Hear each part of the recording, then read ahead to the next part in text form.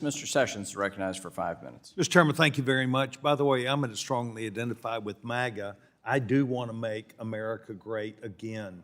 And so I appreciate the gentlewoman from California noting that we do have Republicans that are going to fight for our country and going to fight for Americans because we believe Americans have made this nation great. And so I want to thank the gentlewoman for including me in that comment. Madam Secretary, welcome. I want to talk today about what's called PBRA, Project-Based Rental Assistance. And in Texas, we have a nonprofit organization across the state that is there to help with Local Housing Administrators Coalition to administer the HUD's Section 8 program. And we've been doing this for quite some time, and it came as a result of not just HUD Inspector General findings that said it's better when it's developed locally as opposed to Washington, D.C. And yet, I am concerned about Section 251 of the recently passed transportation HUD legislation in the Senate, which reverses this. I want you to know that I believe we're going to be corresponding with your organization. I'm interested in your viewpoint of this because I believe to be consistent with your viewpoint about actively trying to help that this would be important. So I'm trying to give you that heads up.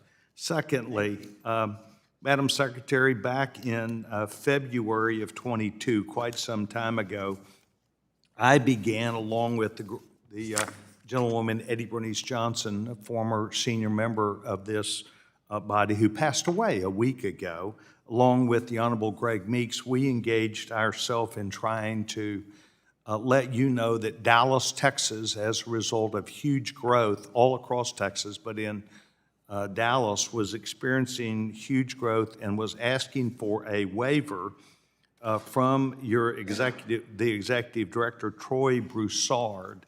He was having problems in accomplishing this to get a waiver. By and large, it's real simple. You have housing, you want to build new housing, but you have to tear down this to get that, almost a 1-to-1 ratio. And we were asking for a waiver because extreme weather conditions, cold, heat, but the amount of people that were moving there. And I found it interesting. We wrote you finally after trying to get through to you in March, April, and in May 19th, we sent you a letter. The response that came back was very, very interesting from HUD. And it said the following, and I quote, and I'll be glad to provide this. While HUD understands the compelling housing needs in the area, meaning I assume Dallas, Texas, we're not going to give you any advice or consent or help. We're not going to come down and have a meeting. We're not going to address this with the mayor and local people.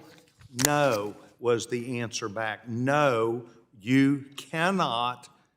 We will not give this waiver, and no, you can't do anything. Next thing that I'd like to put on your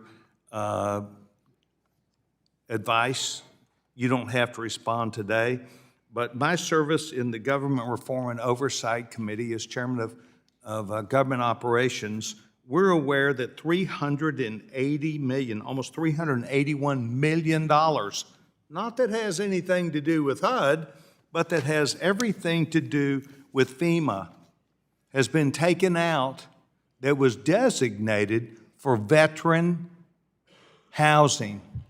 $380 million to help cover this excessive amount of illegal people who are coming to this country.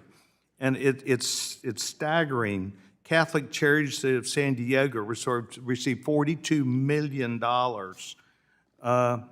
Manhattan, the Office of Management and Budget, the City of New York, $38 million was taken out of funds that were designated entirely for veterans, is now going for this issue of those who've come to our country illegally.